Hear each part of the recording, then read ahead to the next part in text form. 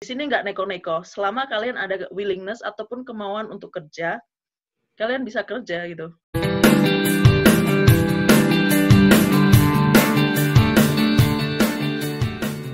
Hai guys, bagi di channel aku Luciana dari Lucilin, dan di video ini kali aku dapat teman baru, dia YouTuber Indonesia di Australia. Kalian belum pernah lihat kan aku collab sama YouTuber Indonesia di luar Amerika atau di luar Indonesia. Jadi di sini aku mau nanya ke dia tentang pengalaman dia di Australia. Dia ngapain aja sih di Australia? Ya dah, jadi without further ado, let's just go ask her questions. Halo, Ernesta. Aku manggil apa? Ernesta aja? Iya, Ernesta aja. Betul. Halo, Ernesta. How are you? Good, I'm very well. How about you, Kak Lucy? I'm good. Gimana sampainya ke Australia? Sebenarnya sebelum ke Australia, saya pengen banget ke US kala itu. Cuman karena waktu itu saya pikirnya karena saya sendiri, jadi pikiran saya Amerika terlalu jauh, ya udahlah yang deket-deket aja.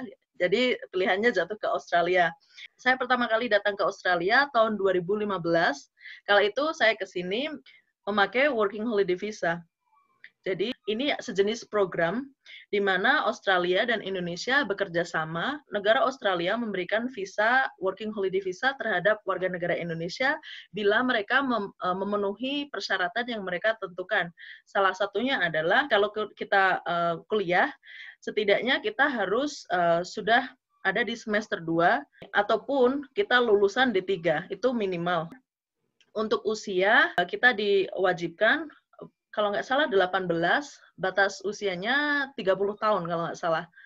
Ya, ini peraturan berubah-ubah terus setiap tahunnya. Australia memberi kuota ke Indonesia 1.000 per tahunnya. Untuk kerja, kita nggak ada limitation. Jadi, kita bisa kerja selama kita mau, sesuai dengan namanya working holiday visa untuk bekerja sembari traveling. Jadi saya pas waktu awal ke sini saya menggunakan visa ini, jadi saya sekalian road trip. Katakanlah 1 bulan saya mau kerja di poin A, terus bulan depan saya pengen ke poin B. Jadi selama masih di poin A saya sudah mencari-cari pekerjaan, terus mulai apply juga, terus ketika move ke sana sembari traveling. Terus ketika uang sudah mulai habis, langsung kerja lagi, dan begitu seterusnya. Itu di 2 tahun pertama. Setelah itu, saya langsung lanjut pindah visa juga. Kalau untuk working holiday visa, zaman dulu, itu dari cuma dikasih waktu cuma 1 tahun, terus bisa di-extend sampai 2 tahun. Nah, sekarang dari bulan Mei tahun kemarin, working holiday visa untuk orang Indonesia, itu kuotanya dari 1.000 sekarang menjadi 5.000, jadi lebih banyak peluang. Terus ini bisa di-extend sampai 3 tahun. Jadi warga negara Indonesia yang mau pakai visa ini, mereka bisa stay lebih lama di Australia gitu. Oh, wow, that's nice. Kalau Amerika ada kayak gitu. Nah, bener banget. Amerika kalau beli visa nggak boleh working. Betul. Di sini juga untuk visa Indonesia sangat sangat beruntung. Mungkin karena kita termasuk tetangga terdekat ya. Secara geografis kita lumayan terdekat gitu. Soalnya untuk negara-negara Southeast Asian country, nggak semua negara itu ada working holiday visa. Kalau untuk maksudnya Amerika ataupun Eropa itu dengan Australia mereka otomatis lah negara-negara maju, jadi mereka juga ada ini. Cuman kalau di Asia, Indonesia termasuk sangat lucky, karena hanya beberapa negara, termasuk Indonesia, Thailand kayak gitu. Jadi pemerintah Australia memberi warga negara Indonesia kesempatan tinggal lebih lama di Australia. Sedangkan kalau sama-sama visa ini, orang Singapura nggak bisa extend karena mereka cuma dikasih waktu cuma 1 tahun untuk visa ini. Kuota lebih banyak dibanding kayak Thailand, kalau nggak salah Thailand masih cuma 1.000 per tahunnya, Indonesia sampai 5.000 dan bisa di-extend sampai 3 tahun. Oh, terus habis 3 tahun terus gimana? Kalau itu kebanyakan balik juga, cuman kayak kalau kasus saya sendiri, bulan terakhir sebelum saya pulang ke Indonesia, langsung saya cari tempat untuk bersekolah, langsung saya apply student visa right at that moment. Oh, wow. Jadi dalam sebulan ya, jadi langsung dapat. Ya, 1 bulan terakhir itu. Kala itu saya ngambil cookery di sekolah permasakan kayak gitu, hospitality. Daftar di sana. Di sini kan semuanya serba online ya, Kak. Jadi termasuk visa juga. Jadi langsung saya tinggal buka immigration account saya tinggal apply student visa itu, terus saya tinggal masukin data-data saya yang saya dapat dari sekolah, bayar, sudah. As simple as that. That is really simple. Misalnya mau keluar dari Indonesia, sebenarnya Amerika itu bukan satu-satunya choice gitu. Maksudnya Australia itu pertama sangat gampang. Kedua, budayanya dari aku ngobrol-ngobrol sama kamu selama ini, budayanya di Australia itu mirip-mirip kayak di Amerika, open-minded, independent gitu. Jadi ya, dan itu jauh lebih gampang dan lebih dekat juga gitu. Betul. Betul sekali, Kak. Aku rasa kayaknya banyak orang di Indonesia yang pengen maunya ke Amerika. Kalau misalnya mereka mikir mau ke luar negeri gitu ya. Sebenarnya like Australia is right there gitu, kayak rada terlupakan gitu. Iya. Cuman di bawah ini tinggal ke selatan. Benar. Padahal segampang itu gitu loh. Wow. Betul. Kita harus ngambil surat dari imigrasi Indonesia. Nah itu disitulah yang kita harus sabar. Tapi kalau untuk yang dealing with Australian immigration, jadi nggak masalah. Tapi masalahnya pas di Indonesia agak belibet gitu. Harus siap mental dan passion. Di Indonesia untuk visa ke Amerika juga ribet gitu. Jadi sama aja itu bagian itunya. Ya betul. Waktu kamu baru ke Australia, penyesuaian apa nih yang paling susah? Jadi di awal yang something shocked me was that their language actually lumayan bisa untuk komunikasi. Karena biasa dulu di Jogja juga sering bawa tamu dari luar kayak gitu, jadi sudah biasa berbahasa Inggris. Cuman saya belum siap kalau itu dengan aksen Australian, apalagi mereka yang punya aksen sangat kental.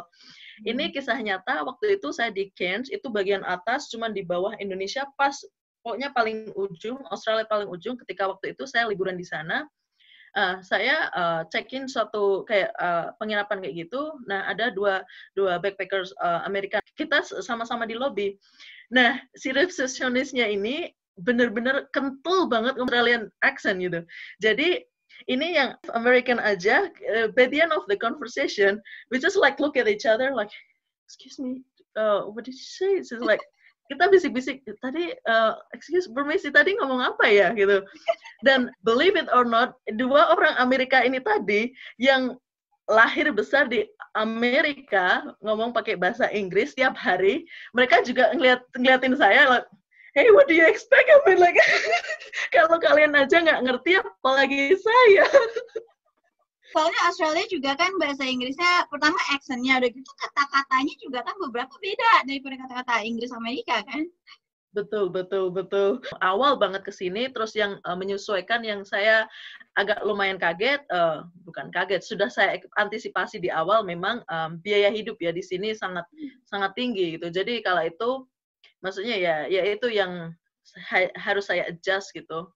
Walaupun sudah diantisipasi, saya tahu lah, maksudnya sebelum ke sini, apa-apa di sini jelas mahal, sudah tahu. Cuman pas udah ke sininya ternyata, wow, ternyata ada yang expense yang di luar yang sudah saya persiapkan dari awal. Itu aja sih, Kak, maksudnya ya hambatannya di situ.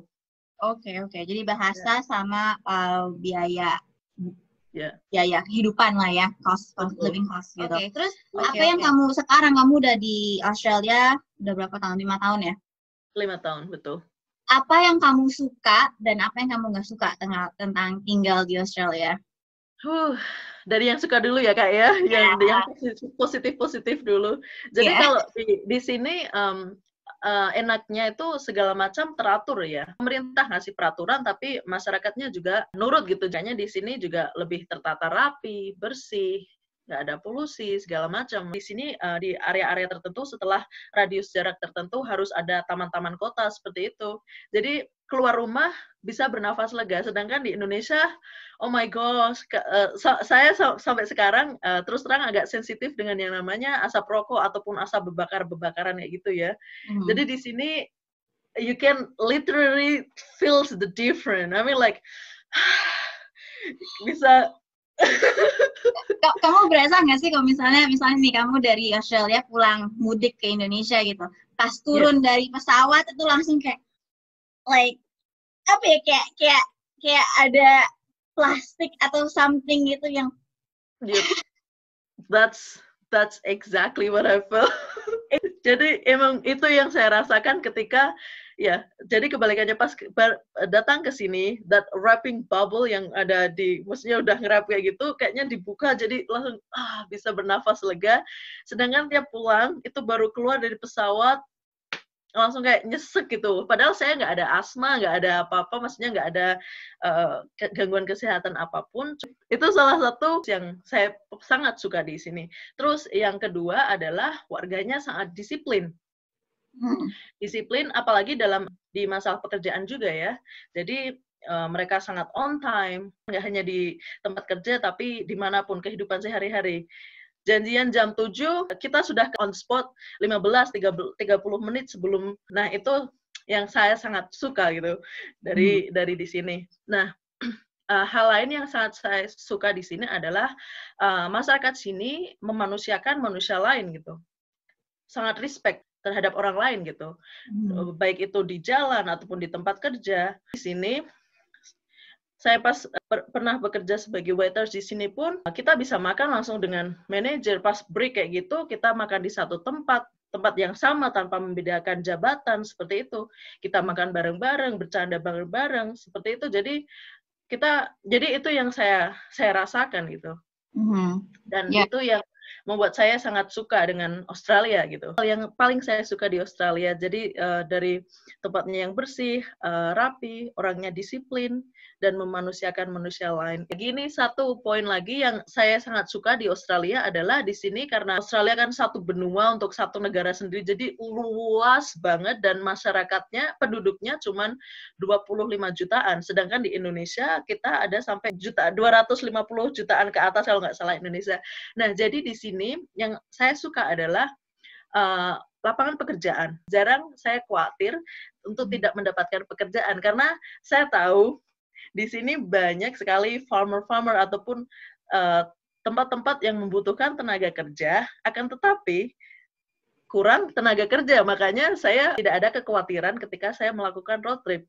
Jadi karena lapangan pekerjaan di sini menurut saya sangat banyak, dan di sini nggak neko-neko. Selama kalian ada willingness ataupun kemauan untuk kerja, kalian bisa kerja gitu. Ya, jadi banyak job opportunity di sana. Betul. Oke, kalau misalnya Amerika kenapa-napa, aku pindah ke Australia. Iya, betul. Jadi seperti itu. Itu kan yang dari positif-positifnya. Bohong banget lah kalau nggak ada yang negatif-negatifnya. Menurut saya yang kurang bagusnya adalah balik lagi ke cost ya. Ya, cost sangat tinggi segala macam di sini. Dan untuk tax, pajak di sini sangat bagi saya ini sangat tinggi gitu. Di sini kita selalu mendapatkan gaji per minggu. Kalau di Amerika itu mingguan atau bulanan kayak di Indonesia? Kalau di Amerika di tengah-tengah. Jadi tiap 2 minggu biasanya. Oke. Jadi kompromi antara Eastern sama Western kayaknya. Ya, benar. Bagus. Tiap 2 minggu atau ada juga yang kayak tiap tengah bulan sama akhir bulan gitu loh. Oke, that's nice. Kayak di sini karena semuanya gajian per minggu, sewa-sewa kebanyakan juga per minggu. Kamu sekarang pekerjaannya apa sekarang? Stick, what are you sticking with? Kalau sekarang saya 2 tahun terakhir saya all rounder. Jadi ada cafe, resto, orang punya warga lokal di sini, dia sudah percaya jadi kasih kunci ke saya. Jadi saya yang tiap hari buka dari pagi, maksudnya kalau pas shift pagi, jadi ya saya buka pagi, semua saya siapin segala macam, nasi bos ataupun pegawai lain nanti datang sekitar pukul 9. Jadi dari yang jam 7 yang masak semua display, resto, maksudnya bikin kopi kayak gitu, saya di awal gitu. Jadi masak, bikin kopi, barista, terus bikin sandwich, pokoknya ya all rounder lah. Gitu. Jadi kamu service customer juga gitu? Betul. Wow, aku kalau sama orang-orang yang kerjanya tuh service customer, aku ada appreciation baru gitu kan. Aku pernah kerja di beauty company, biarpun aku accounting, tapi beauty company startup kan. Jadi aku duduk pas di belakang orang-orang yang customer service. Oh my gosh, kalian benar-benar mesti strong kayak mentalnya tuh mesti kuat. Di sini jasa manusia sangat dihargai dengan bayaran yang sangat tinggi, makanya service yang berhubungan dengan jasa manusia juga sangat tinggi, automatically. Makanya di sini mau nggak mau saya harus kayak masak, ganti ban mobil, ganti oil mobil kayak gitu. Mau nggak mau saya harus belajar sendiri gitu. Maksudnya, jadi bener. Wow, ya di Amerika orangnya mandiri-mandiri, tapi nggak semandiri itu. Ini saya tidak membicarakan orang-orang yang tinggal di kota kayak di Melbourne atau Sydney, tapi ini orang-orang yang di suburb ataupun di outback yang jauh kayak gitu, mau cewek mau cowok, dari umur maksudnya masih muda-muda kayak gitu, itu kayak mereka sudah punya that skill gitu. Jadi kayak semacam hal-hal yang saya sebutkan tadi itu kayak mereka hal yang wajar untuk bisa dikuasai gitu. Itu con yang bikin saya bersyukur juga dari hal yang kontra kayak gitu, saya lebih maju dan lebih mandiri dan I'm happy with that. Okay guys, Australia is another great option. Nggak perlu mesti ke Amerika gitu, karena emang ke Amerika juga nggak gampang juga gitu ya. Mudah-mudahan lebih banyak orang Indonesia yang interested untuk pindah ke Australia juga gitu. Thank you banget Ernesta yang udah mau cerita-cerita tentang kehidupan di Australia. Jadi Australia lebih terkenal di Indonesia. Kalian jangan lupa check out channelnya Ernesta juga. Kita di sana ada collab video sama aku juga. Thank you guys for watching, and we'll see you guys in the next video. Bye guys.